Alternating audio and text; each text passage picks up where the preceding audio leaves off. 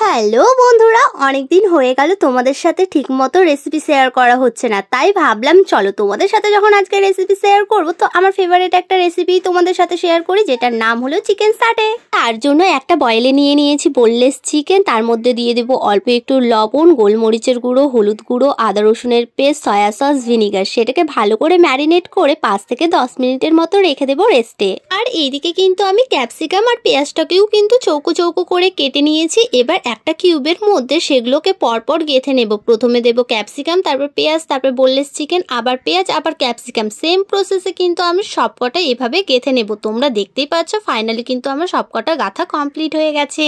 আটিগুলোকে fry করার আগে প্রথমে আমি একটা ব্যাটার রেডি করে নেব। তার জন্য একটা বয়েলে দিয়ে দিয়েছি অল্প একটু ময়দা, সামান্য একটু কর্নফ্লাওয়ার, অল্প একটু লবণ আর হলুদ গুঁড়ো। সেটাকে ভালো করে ফেটিয়ে নিয়েছি। এবার সাটিগুলোকেও সেই ব্যাটারের মধ্যে পোট করে নেব। পোট করা কমপ্লিট হয়ে গেছে। এবার সাদা তেলের মধ্যে ফ্রাই করে নেব।